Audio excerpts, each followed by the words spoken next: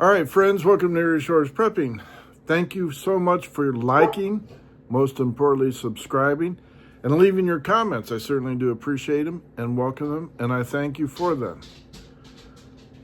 One of the subscribers posted a comment that I had forgotten about, and it has to deal with the state of emergency and the presidential powers. And in regards to the last video I just posted about we are already in a state of war, and I'd like to follow up on that sub's comments. President Trump just signed an executive order declaring a state of emergency concerning Cuba only.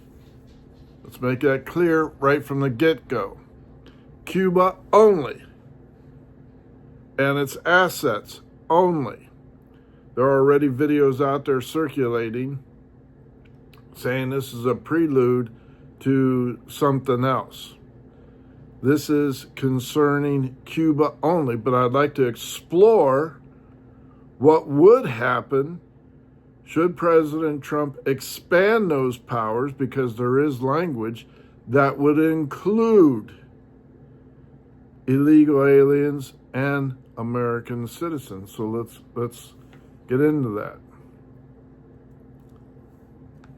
President Trump also announced, as well as DHS, purchases of abandoned warehouses across the United States that would be converted into holding camps for illegal aliens that are about to be deported or waiting to be deported. And again, rumors are expanding. This is not going to be just for illegal aliens that are captured, illegal criminals, but for American citizens that are shielding or protesting against ICE operations and interfering with the execution of lawful detainment.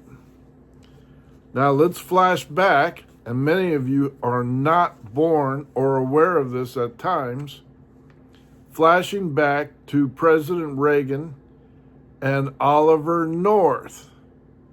And it was Oliver North who designed Rex 84 to detain American citizens in time of strife and national state of emergency. And you can certainly look that up. Rex, REX-84.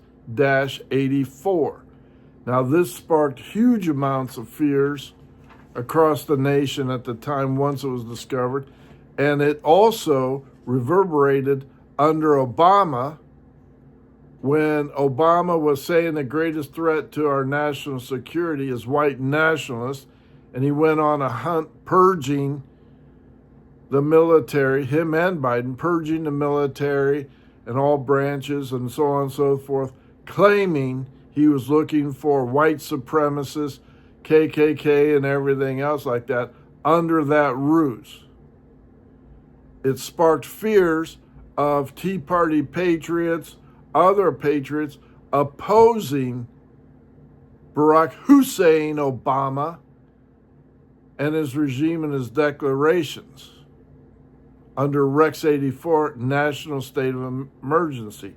Let's be clear, there have been many national states of emergency, especially declaring it during times of FEMA necessitated out of the national weather disaster, fires, floods, so on and so forth. Not one FEMA camp has ever been discovered. Not one American citizen has ever been detained under this Rex 84 national security.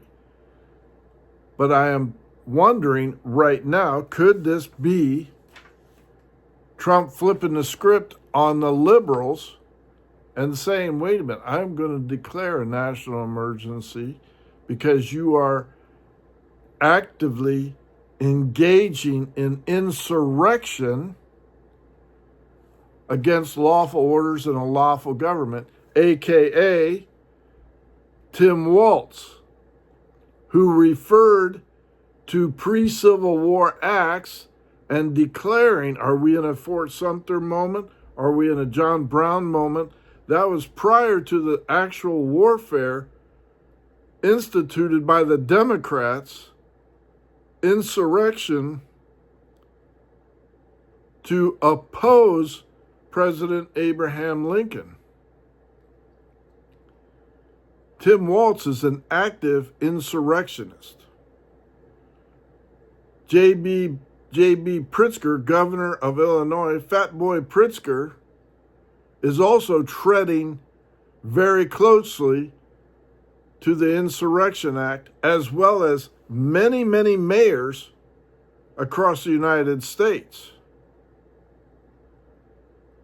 Ohio's Governor DeWine, the weak-kneed, spineless, gutless wonder here in Ohio, is just announced he is preparing for more ICE agents across the state, not only detaining the second largest population of Somalis down in Columbus, but also headed to Springfield, Ohio, since the Haitians are running out of time for protected status.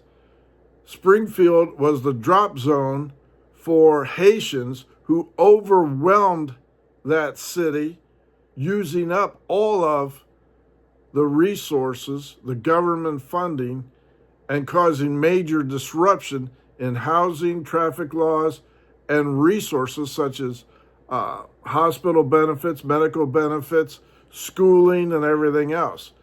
That ends tomorrow, I believe. So ICE will be in Ohio.